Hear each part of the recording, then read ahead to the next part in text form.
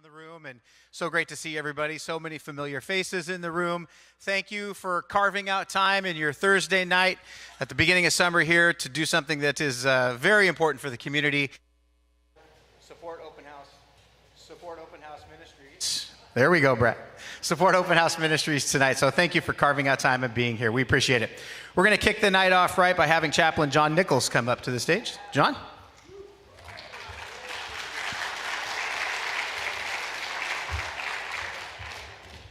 Good evening, everyone. I love these events every year.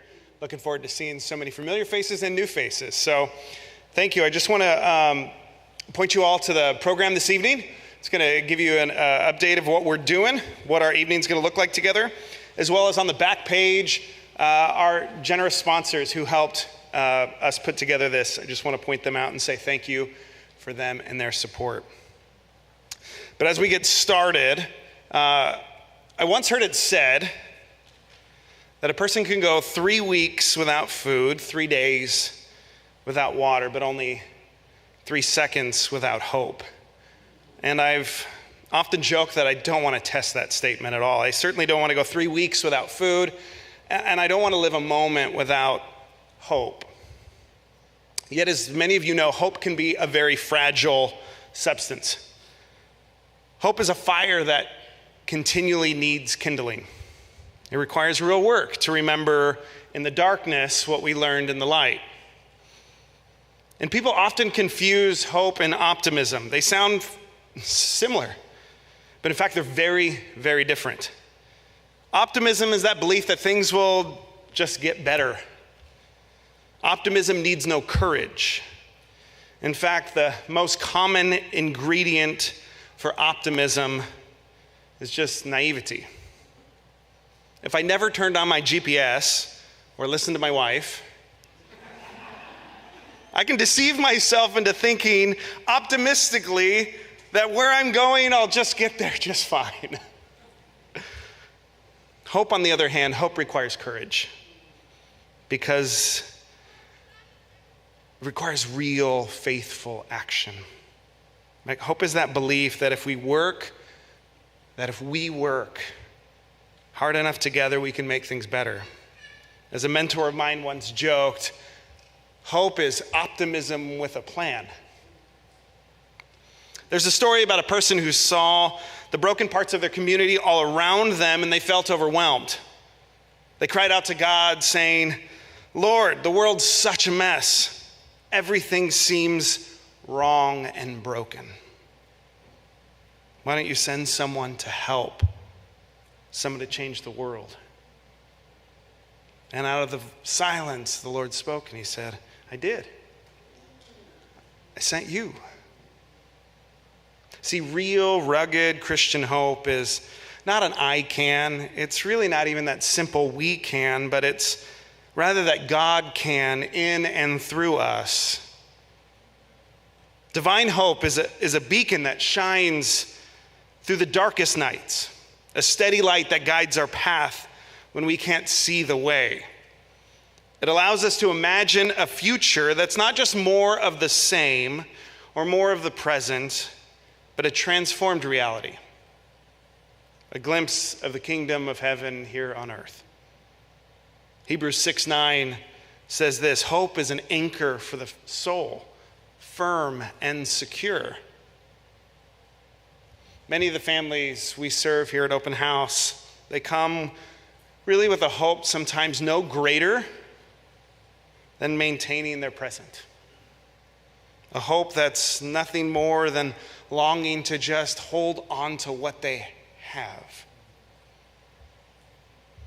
And what they don't know, and what we're here to help the willing find, is a future where God can transcend their abilities and transform their inabilities.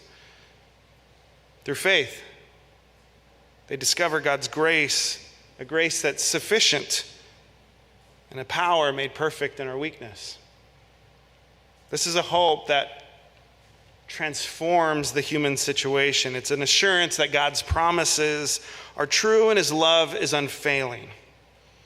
It's a faith that can move mountains and a strength that sustains us through every trial.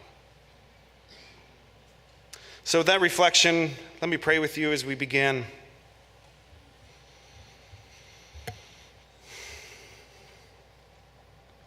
Heavenly Father, we come before you with hearts open and spirits willing to seek your divine hope. Fill us with the courage to face each day, knowing that with you all things are possible. Transform our fears into faith, our doubts into trust, our weaknesses into strengths. Guide us to become beacons of your love, instruments of your peace, vessels of your hope. May we see that the world's not as it is, but as it could be through your grace. And help us to remember that you've sent us to be your hands and to be your feet in this broken world. Empower us to make a difference, to bring light where there is darkness, hope where there's despair. We pray these things in the mighty name of Jesus. Amen.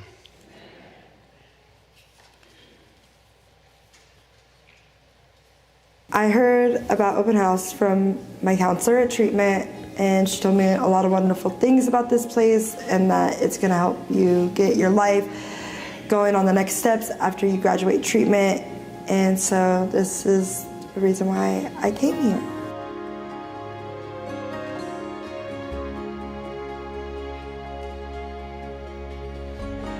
Before I came to Open House Ministries, I was living on the streets, and then I went to treatment at Lifeline, and that's when I came to Open House.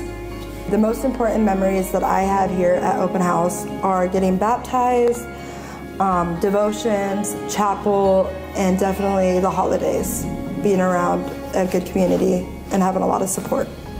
So the programming for me, it helped me to really work on myself in areas that I had neglected for a long time in my addiction, and to really help me build a healthy foundation to live independently.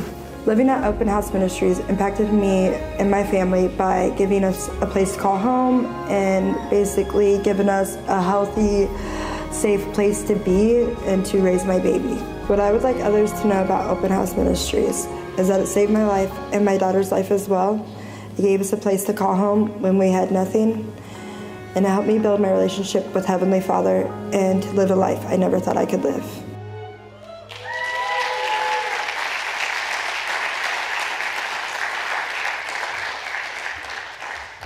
Good evening, everyone. In the video, if you've been through Open House Ministries, that might not be familiar to you because that is our transitional housing, and that's where she moved after graduating program. My name is Tina, and during her stay here at this shelter, I was her case manager. When she got here, she had graduated from PPW, and during her time there, she also gave birth to her daughter. So her first few weeks here was a little difficult as she was going back and forth from the ICU, trying to acclimate to program and being everywhere she needed to be, and somehow managed to do that. There were ups and downs through the whole process, but one thing that I remember more than anything else was when we were starting to transition from program into time to go get a job. And there was some fear on board, although she really wanted to go to work. But she was concerned. What's going to happen next? Are you going to ask me to leave? When are you going to ask me to leave? Do I get to leave when I'm ready? Do I leave when you tell me to go? So she was very, very concerned, and she started really working on her relationship with God around the same time. And a few times she came into my office, tears in her eyes, saying, I've been praying to God about certain things, and it's all happening. It's all happening. And to me, that is, as great as our program is and classes are, that relationship for each one of our residents to gain with their Heavenly Father, when we don't know where to go, that's the first place to go, if we know nothing else. I would like to introduce you guys to Christina and her daughter.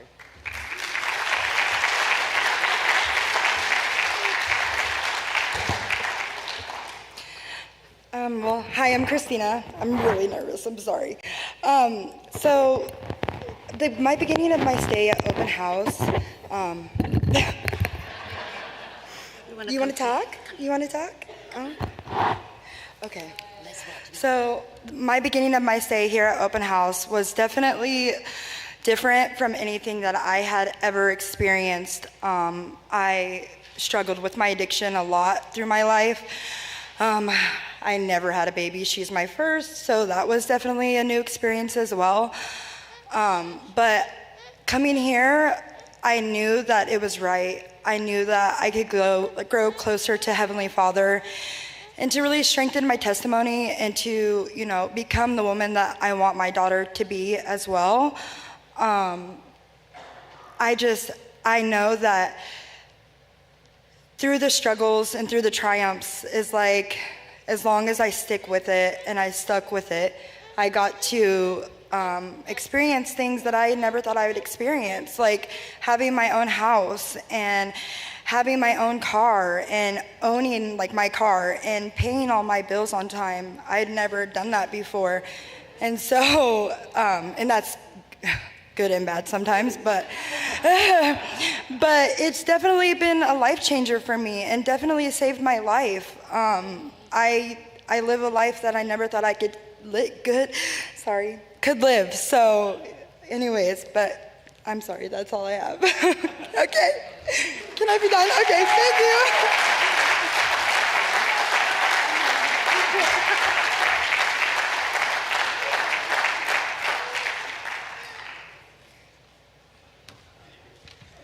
Well, if I didn't say it in the beginning, my name is Eric Sawyer, a real estate agent in the community, founder of an organization called 100 Men Who Care, Clark County.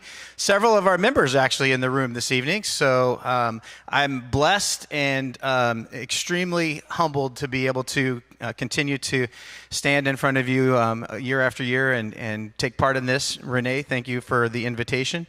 Open House Ministries is the only, I think I said this last year, they're the only two-time recipient of 100 Men's large donations. So, yeah. Renee's story is a force to be reckoned with. When she's on stage telling her story and her testimony, it is a force. So, keeping hope alive is the theme for this evening, and we're going to continue to go with that theme. And I have the honor right now of being able to tell a story and connect some dots, as it were. Matthew 25:21. Well done, my good and faithful servant. One of the things I love about Open House Ministries and being able to MC this event is I get to talk openly about my love for Jesus Christ. And I don't have to be politically correct. Just get to be able to say that. And it's welcomed with applause. How about that? So, well done, my good and faithful servant. For me, that's a driving force in my life. It has been for a long time. Because I imagine at some point in time, if I'm lucky enough, if things go the way that I hope they do, I will be standing in front of God at some point in time. And I hope that I hear those words, well done, my good and faithful servant. Because it means that while I was here in this short amount of time, I made the most of that time. I made this place a better place. And I think that for anybody in this room that knows Joanne Kendall, they know that she made the most of that time on earth. And I imagine that when she were standing in front of God, that she heard those words, well done, my good and faithful servant. So this past December, Open House Ministries lost Joanne Kendall, 89 years young. And I just imagine that moment where she had that opportunity to hear those words. I'm going to read a couple of things from the February Connections Open House Ministries newsletter. So for anybody in here who did not know Joanne Kendall, this will help connect some dots. And then we're going to have an audience participation, and you're going to have some fun. When you learn the origin story of Open House Ministries, you discover the connection to God's blessing over decades of time that began with a small nucleus of friends. No one more dedicated than Joanne Kendall. She'd be quick to tell you that God has done this work through the countless hours of many like-minded people and the financial gifts of hundreds of friends who believe in the mission to restore families and share the gospel of Jesus Christ. And while that statement is true, the deep passion and long-term active involvement in this ministry places the life of Joanne Kendall front and center. While attending a small Bible study, Joanne and her husband Bob became friends with Shirley and Randy Radke. Together, they were made aware of families living in desperate circumstances. Mothers and children were taking refuge in railroad cars in Fruit Valley and trying to survive out of their cars at Esther Short Park. In a 1996 recounting of Open House Ministries titled A Journey, Joanne describes the early days of the ministry. Quote, "We met mothers with children and some individuals who said if they just had a place to be still and warm for a moment, then they could make plans for the future." She added, "As we prayed, this was the group we felt that God wanted us to help." They wanted to provide a place where people could hear about God and the hope offered through Jesus Christ. What followed was a grassroots effort to officially establish Open House Ministries as a nonprofit organization and find a strategic location for the shelter. And as he often does, God stepped forward. He was faithful. A large 10-room boarding house on West 12th Street in Vancouver became a choice location, and the hard work of securing the property began. As knowledge of the project spread, a clear path was established, and the original family shelter opened in January of 1989. Joanne served as board president of Open House Ministries for the first 10 years, helping to establish everything from OHM policies to house rules and the development of the faith-based program vital to helping families learn about the gospel of Jesus Christ. Joanne's passion to seek God's will at a turning point in her life has blossomed into the ministry serving Vancouver today. That's a little bit of an overview of Joanne Kendall. Now, audience participation. Well, not quite yet. Hold on. I apologize. I called Renee yesterday, and I said, "Renee, when you think of Joanne, what are the first words that come to your mind?" And she said, leader, determined, compassionate, loyal, thoughtful giver, grace. And I love the last one. Do you remember the last one? Firecracker. Right? Because she was, and you shared that with me. You also shared another story tonight that I wanted to share with everybody really quick, just a glimpse of who Joanne was. She had an opportunity to fill a table full of people at a big event for Shared Hope International, another fantastic nonprofit organization. And instead of filling it with 10 people for maybe her closest friends, she reached out and she got folks from Open House Ministries. She got residents from Open House Ministries. And she took them to expose them to see another organization and the impact that it was having. One of the 10 residents that she took with her that night was Renee Stevens. That's important because it demonstrates that opportunity to help grow and cultivate the next generation of people that are going to make a difference in the community, and she obviously understood that. So, in a sense, Joanne was a little bit of an entrepreneur when she launched and helped to launch Open House Ministries. And if you Google the 10 words that make up an entrepreneur, the 10 most identifiable words that make up an entrepreneur, these are the 10 words that come up. But before I read them to you, how many people in the room knew Joanne Kendall? Raise a hand. Okay, so this is the audience participation part. When I say the word, if you think that Joanne embodied that, I want you to say out loud, check. Okay? Check. Okay? Are we ready? Word number 1, passion. Thank you. Perseverance. Values. Empathy. Skills. Hard work. Creativity. Humility. Vision. Commitment. 10 words describing an entrepreneur, and every one of those words describe Joanne Kendall and what she helped Open House go through. And if we take it one step further, the Bible outlines the characteristics of a good shepherd. And those characteristics of a good shepherd, there's a lot of overlap with what we just heard, and a lot of overlap with who Joanne Kendall was. A good shepherd takes care of the flock. A good shepherd. No, I like it. I like it. You get a gold star. Gold star. A good shepherd strengthens the weak and searches for the lost. Yeah. A good shepherd rules lovingly and gently, but they do carry a big stick. I added that last part. It doesn't say that. We said she could be firm, right? You said she could be firm. Okay. A good shepherd gathers and protects the sheep. And lastly, a good shepherd gives their best effort to the sheep. I think that story that you shared, that she invited the residents to join her, is a good example of that. So at this time, to honor Joanne and the hard work that she did, and in staying true to our theme tonight of keeping hope alive, I'm going to ask you to do something. At your table in the centerpiece are envelopes for our ask this evening. We're not doing a paddle raise. We're doing a very simple envelope ask. You have from now through the end of the evening to grab that envelope, and we're going to ask you if you have the capacity to give big and you feel led to do so, we're going to ask you to give big and stay true to what Joanne has done to this point and to help it transition into that next evolution, the next chapter, right? So the envelopes are in the middle of those tables. Between now and the end of the evening, please take a moment to do that and give. You also have the opportunity to grab the QR code on the back of the program, and you can give that way as well if you'd like. So wanted to make sure that we all knew that. And Joanne, great work. Thank you, thank you. All right, up next, we are going to bring up, let's see here. We've got a life skills training opportunity here. So let's go with that. And John, thank you, John. Come on up. You want this?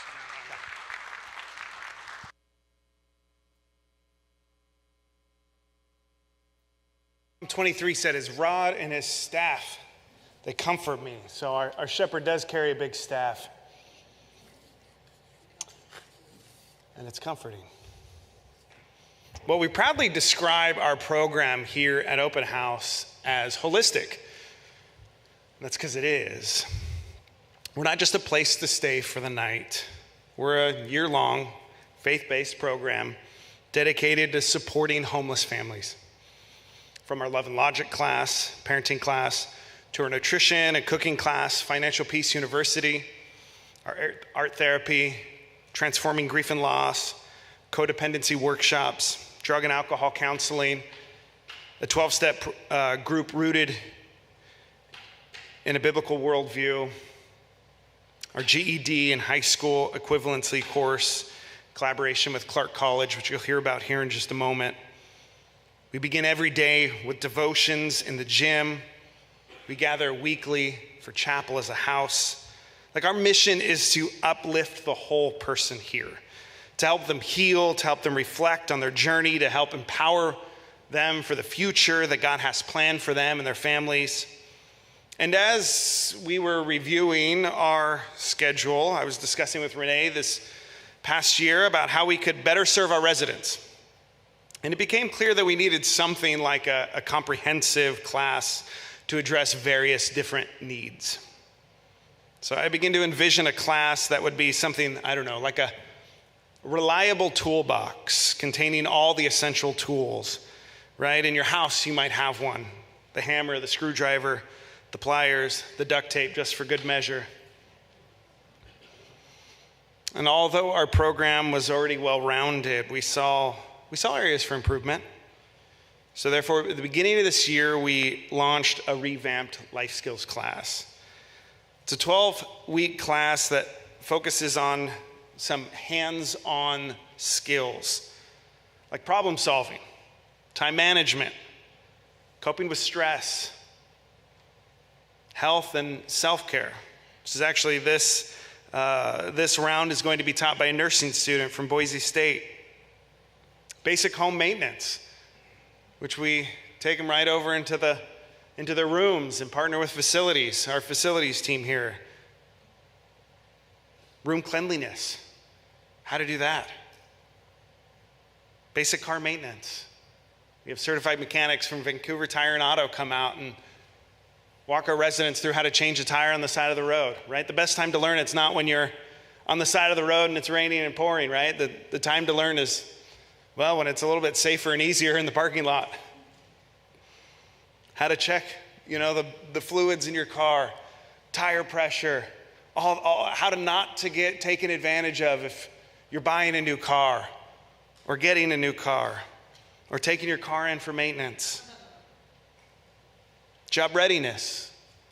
Goodwill Job Connect comes in, talks to our residents.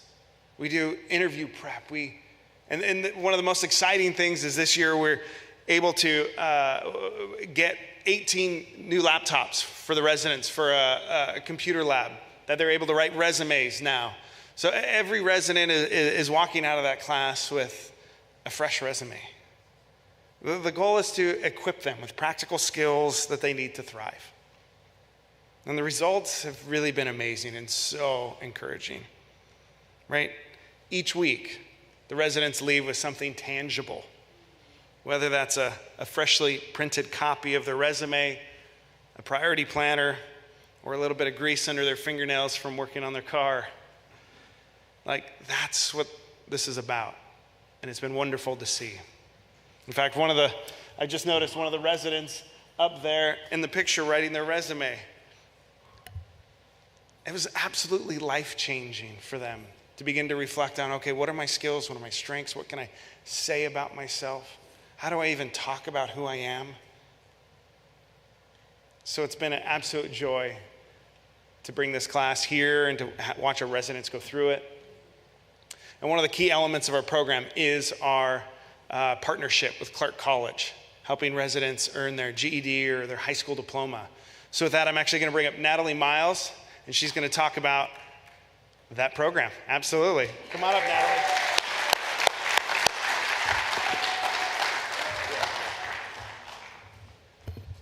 Good evening and welcome. Today, as I was preparing my thoughts for this evening, I thought, what kind of instructor could I be if I didn't begin with a quote? So in line with tonight's theme, by Aristotle, hope is a waking dream. And as I began with Open House Ministries in spring quarter, the dreams of my students started to bubble up. They dreamed of getting a GED. Some dreamed of completing their high school diploma. But overall, my students dreamed of becoming a positive role model for their children. Hope is also the heartbeat of resilience. And I wanted to share with you some of the resilience behavior that I observed in my students this spring.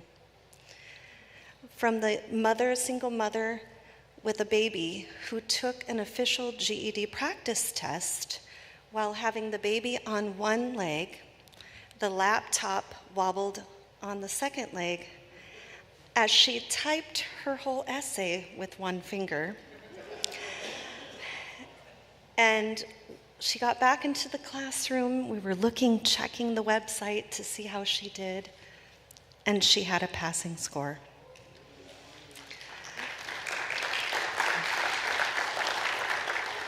And the following week, I sent her to take her GED test.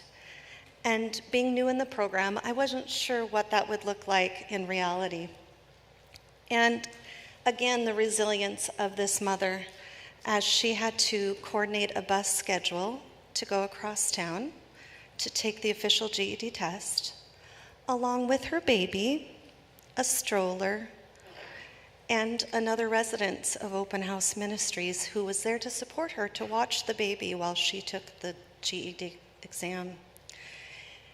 And the baby had an ear infection. I've seen a lot of grit in my students to keep going, the tenacity.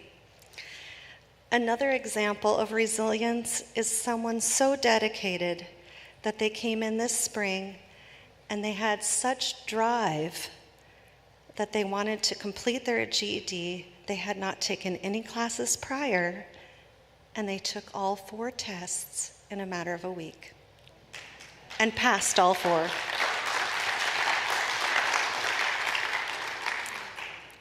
Other examples, this quarter was a little different for the students at Open House Ministries. Prior, we were just offering a GED option. I was brought in to revamp, restructure, and they have many possibilities now. A lot of the students are on a pathway to finish their high school diploma. And part of that process is they receive their transcripts from any prior institution where they have taken courses, and all of the transcripts are evaluated, and they go through a state process, and they have the option to earn a high school diploma through Clark College. And currently, I have several students who are on that high school pathway. I have one student who's projected to finish with her high school diploma this summer. I have one student this fall and 2 students after winter quarter. So it's very exciting for them that they have the option to get their high school diploma. I've also implemented project-based learning where students who may not be going for either of those goals, but they still need basic skills, they can do a project-based learning experience on any topic that they're interested in, and they can research. I'll give you some examples of what some of the students chose. I had a mom who wanted to teach her children sign language as that first early communication, so she did a project on sign language. I had a mom who wanted to research different jobs, what it took, where could she get her education, how much did it make, could she support herself on that. Resilience is an interesting thing. I had really no idea what I was getting into when I came, and the 10 weeks that I was here, Open House Ministries took hold of my heart. I've loved my time here, and I'm just so proud of my students. And from the bottom of my heart, I am thankful for everyone here that is here to support Open House Ministries. I'm very nervous. And I had a quote. Hope opens doors, and I'm glad that you're here to open doors for the students. Thank you.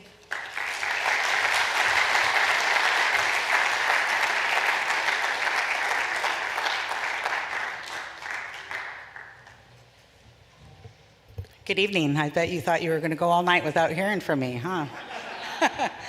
Nice try. I just want to say thank you to all of you who were able to be here tonight, all of you who are watching from home. And I just want to say thank you for my family. Hi, Eleanor, my granddaughter and Amelia. Love you. Grandma loves you. Hope is a big word here at Open House Ministries. I think of my story when I walked through the door, the one thing I was missing was hope.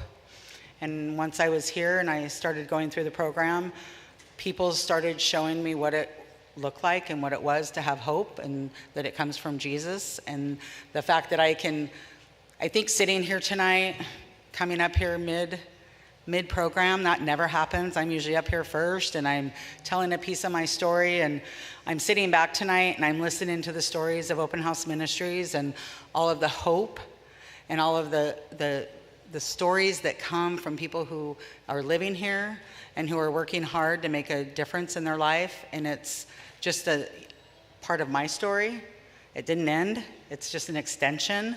And I'm just really proud to be here at Open House Ministries. I'm so honored that I was able to work under and with Joanne Kendall. She has brought and had brought just a lot of integrity to my life. She believed in me. She didn't always like me, believe it or not, but that's okay. I changed her mind. She's a firecracker, and so am I. But Joanne just believed in me when nobody else did, and I really appreciated that. Tonight, when I think about hope, and I think about the GED and the high school program, I think about one specific person, and his name is Paul. And tonight, I'm gonna invite Paul up. He's very nervous, so please be gentle. But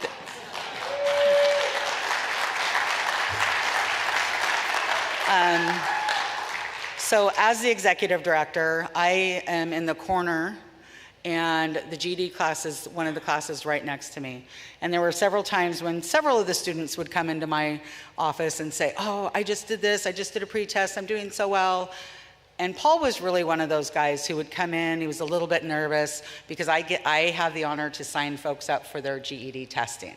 So they come in, they tell me I'm ready to test, I sign them up, we pay for it, and then they pass that test and come on to the next. And so every time Paul passed a test, he would come in the next, okay, I want to take the next test, the next student's day, I just want to get this done, I want it done and over with. And as he took that final test and passed, he had shared with me that he was the first person in his entire family who's ever earned an education. So I know that Paul's gonna share with you his story, and there's pieces to it, and if I have to come back and add to it, I will. But there's one specific story that happened today, and I wanna talk about it. Residents come in to Open House Ministries, and all of my staff have job duties. We know what we do. We speak into people's lives. We have very specific things that we get to do. And I don't think we always know how the residents view us, right? Sometimes I don't know how they view me, but that's okay.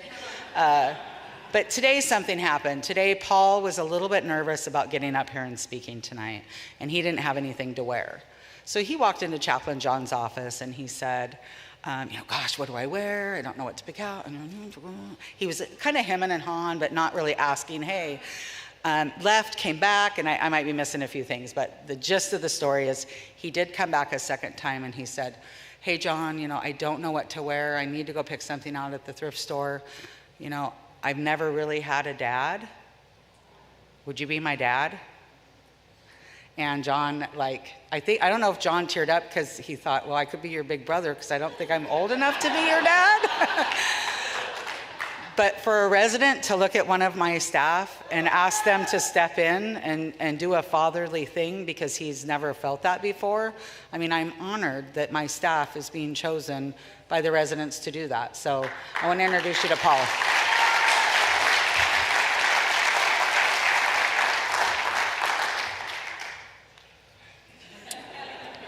Hello, how's everybody here doing tonight? Okay, so yeah, the nerves are really real up here, I guess. Okay, so I have my little story here written out, but before I get into that, I want to say thank you to a few people.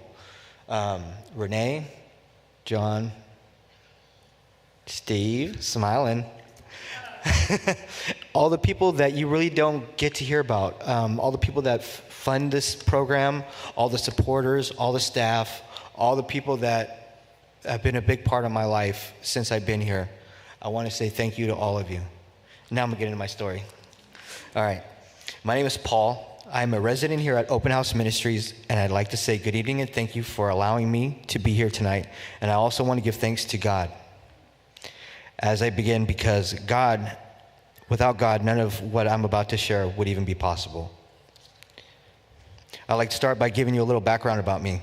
I grew up in a family of 3. I never had a mom or a dad or any positive role models. I spent most of my childhood in and out of foster care up until the age of 13. No one in my family had ever made it past 10th grade. As the years went on, the dreams of becoming the first to graduate high school slowly started to slip away. I began running away, missing school due to personal issues. At the age of 16, I dropped out of school and started down the wrong path. This went on for many years. I didn't start to get my life back on track until I was in my 20s and had my first son, and a year later had my second. Now let's fast forward a few years. As life once again knocked me down, I lost my kids and became homeless. I tried to be the perfect husband, dad, and steward, but I always seemed to fall short. It wasn't until one day I walked up the street and saw a sign that said Open House Ministries. Already feeling hopeless and defeated, something called out to me, and I said, something has to change. I walked into the building and was given a card for Pastor John. My wife Patricia and I held on to that card for 5 months. Then one day on the bus, I found that card in my wife's wallet, and something told me to call Open House. I called the number expecting nothing more than to leave a voicemail. Yet to my surprise, Pastor John answered and gave us some of the best news we had heard in a long time.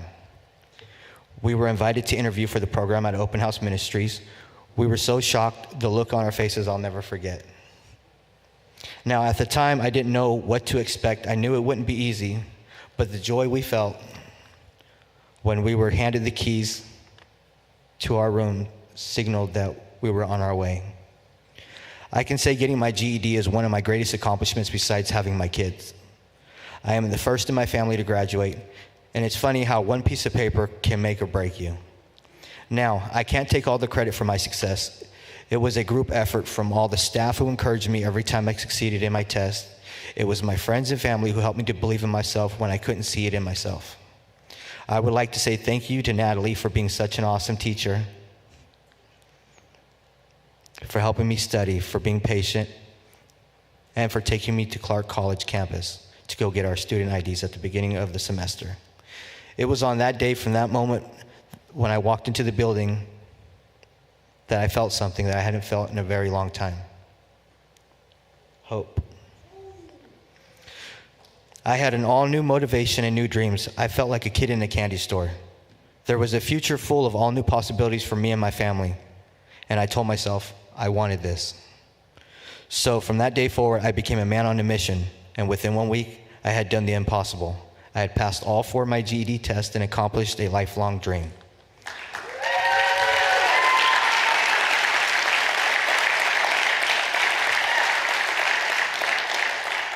So from the bottom of my heart, I want to thank Open House Ministries and all the people who donate their time and resources to make this all possible. Thank you for helping me to provide a better life for me and my family.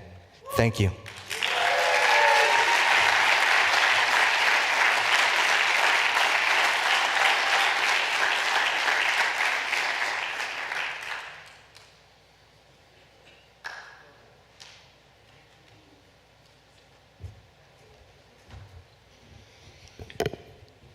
Oh man, I could hear stories like that all night long.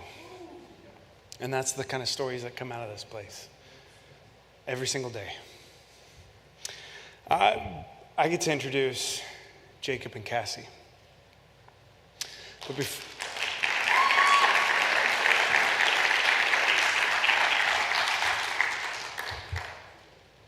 and this is a family, brings me such great joy to introduce. When I first came here, when Renee invited me to come and join staff here, I remember I sat in one of my very first case management meetings, actually before I even got here. And right in the middle of this meeting, one of the case managers just went like this. I don't know what's going on. Why is somebody, putting their hands over their head? And they said, umbrella of grace, we need to talk about a family, and something happened, and I don't remember what the situation was. It's happened so often now. But what captured my heart, this year's 3 years for me here, and I remember telling Renee just recently, saying, man, I didn't realize how much I needed this place before coming here, right? I thought I was coming here to do something. And I'm so thankful that I get to be here. And the thing that I'm so thankful is that Open House is a place of grace. It's a place that gives hope because it gives grace. It's founded on grace. It's not, yes, we have rules and guidelines. We don't have rules. We have guidelines, right? And that's what we say, right? We don't have rules. We have guidelines. But we have grace because life is messy. Life is complicated. Life takes turns and paths, and things happen that, we all make mistakes. We all do things that have unintended consequences. And I think of that because of Cassie and Jacob. They came here in 2022. We were just trying to go over the timeline a little bit ago. And they were here for a little while, but not all that serious. Jacob was probably more interested in being class clown at that time than about really taking what we do here seriously. And they made some choices, and they left. And they're going to share their story here in a minute. I don't want to spoil anything. But to say they've come back. They came back. They called nearly every day while they were gone saying, can we come back? And it took them a while to get in. And they came back with in a radically different place. Jacob came back from being class clown to being leader amongst his peers here, where other men would look up to him and we could say, hey, Jacob, go, this family's coming in. Could you take them under their wing? We could ask the same thing of Cassie. They're in a totally different place, fighting for their family in a totally different way. And we're so proud of them and how much they've done and how much they've accomplished. So here you go. Thank you.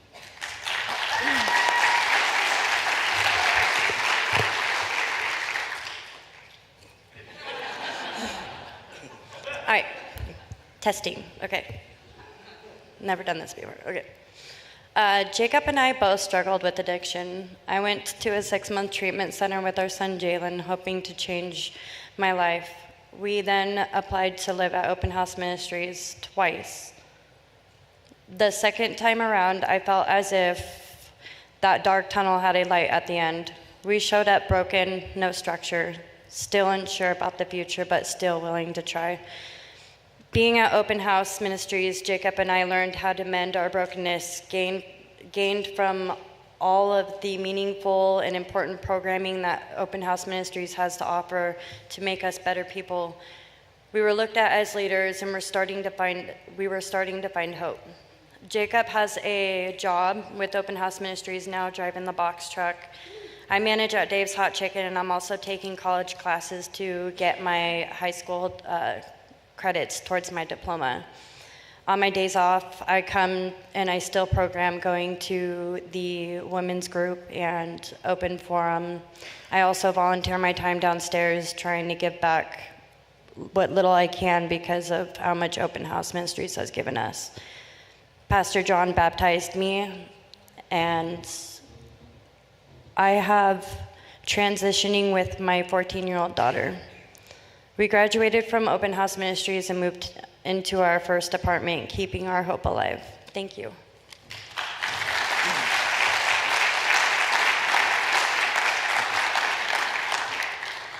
So this is Jacob. I'm kind of nervous here, but so keeping hope alive to me, when I first came here, I didn't know what to expect, and I wasn't a leader. I was a follower, and came here the second time and just had to make things real and trust the process. And I did so. Everything is happening great. And when I got offered the job, I was kind of shocked.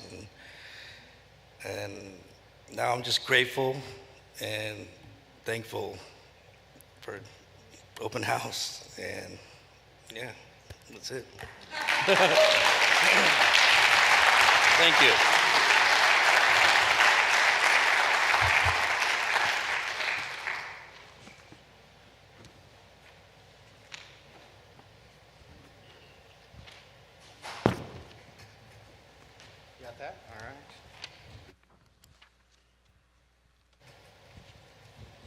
Well, we've got the honor of wrapping things up this evening. You've got a couple of quotes that you want to read and probably a story to tell or two, maybe. I don't know. The mic is all yours. Thank you. So I had reached out to a few of our graduates and said to write a few, just tell me a little bit about your stay at Open House and what it did for you and where you're at now. So I want to read a couple of those to you. One is from Cynthia, mom of 5 kids. OHM is truly a house of miracles. It took me 4 times to finally get right with myself and God. I had to fully surrender, give back the pen, and stop trying to take it back to write my own story. He is the author of my life, not me. While at Open House, I took a lot of classes: financial peace, parenting, grief and loss, IOP, spiritual 12 steps. I also did the Christ-centered codependency in 12 steps. My whole life, I had been very codependent, always relying on someone else to make my way through life. I was in a very abusive relationship, settling for so much less than I ever deserved because I didn't know what my worth was. I thought I was being punished for the horrible things that I had done in my addiction. Who would ever want all of me? He was waiting for me the whole time, though. My case manager, Renee, chaplain John, and the other staff at Open House helped build me back up, and showed me that there was hope. Now I work in the community with people looking for hope, and I get to show them the way. I'm also in the healthiest relationship I've ever been in. He accepts me for who I am and has from the very beginning. He's patient, he's kind, he has a huge heart, he loves Jesus, he loves my kids. I'm forever grateful for Open House Ministries. I'd also just like to note that he works here at Open House Ministries. Let's see, I'm going to do one more. Hello, my name is Michelle. Hello, my name is Michelle. Prior to my arrival at Open House Ministries, I was couch surfing at my sister's house with 3 children when I was made aware of an opening that could house me and my children. I moved in 2016 for a year-long program to assist me with maintaining my recovery, finding stability with housing, and having a safe place for me and my children to learn and grow. I was also attending self-help meetings. I went to church. Once I completed the program, they moved me into an apartment complex. The name was Pinewood. Open House Ministries focused on family reunification in a very big way, and they allowed me and my children to heal and rebuild our bond. While I was staying at Open House, remaining clean and sober the entire time, working my program, I was chosen for a Vancouver Housing Authority property, which was called Cougar Homes. I wouldn't be where I am today without the staff at Open House, especially Renee. I didn't tell them to write this. They treated me with respect and never judged me, and that always made me feel like I was a part of their family. The staff there have a lived experience in one way or another. I think what really helped me was that they were able to guide me through the program to not only be a better person, but also learn to be kinder to people. Today, I'm a mom, I'm a homeowner, I'm a certified peer counselor, a respected member of the recovery community, and I have all my kids under my roof except for one, and his name is Anthony, and he currently resides at Open House Ministries as an adult. All of this would not be possible without the constant support of somebody who has stood by my side while I was in their program, and still many years later. She has truly shown me what a true friend is and what lengths anyone at Open House would go through to see somebody thrive. So those are just a few stories of hope over the last 10 years. And so again, I'm just really proud of the organization that I get to lead and that I get to be a part of. And I'm very thankful for all of you here tonight. We would not be able to do what we do without your love and support. And so truly, I want you to know that you are keeping hope alive. Ba, ba, ba, ba. Keeping hope alive, keeping hope alive. It had to happen. It had to happen. It had to happen. Show of hands in the room. Did anybody else notice what I noticed when we were listening to Jacob and Cassie? We were listening to Paul's stories. The pollen count in here got extremely high. My eyes were itchy and watery. Anybody else? Anybody else? I know mine. Okay, good. I wasn't alone. You guys were all nervous to talk up here tonight, and you killed it. Absolutely killed it. So proud of you 3. It was just awesome to hear your stories and your testimonies. Just good stuff, good stuff. Real quick question for you, put you on the spot. We have our giving envelopes that are on the tables. So please tonight, before you leave, make sure that you have that envelope. What would you like them to do with the envelope if they're leaving it here? Yep, so take your envelope, put it in the white envelope, which is the bigger envelope. Put them all from the table in that, and then Jean will kind of stand up front here, and you guys can hand the bigger envelopes to Jean.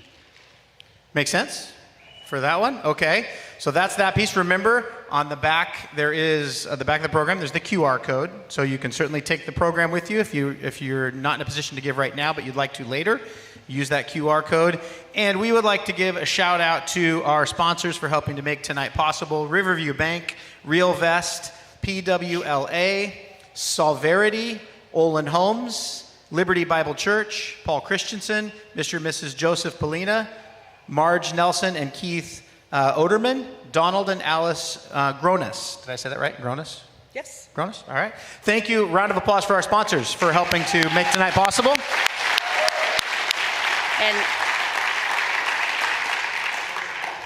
And I do just want to also thank R&O Construction is here tonight. They have a table. For those of you who don't know, we're building a 30-unit complex across the street to house our residents once they graduate from our program. And it's going to be true affordable housing. We're also going to have our vocational training over there. Also honor Lisa Slater. She's our architect. So R&O's here. Lisa's over there. Just a big, huge thank you to all of you. Part of having hope is being able to see, like, where's my next step going to be? Where can I go after this? I'm going to graduate and know what's next. And it's when you walk through that building, just the love and care that's gone into every detail, and it's to go in and know that it's a home. It's a really nice place, and it's something for the residents to be proud of, to call home. So thank you so much for being a huge part of the next journey for Open House Ministries. Real quick, round of applause to all of the Open House staff that helped make tonight possible by putting this on. And one last round of applause for Renee Stevens and the leadership. Thank you, everybody. Good night.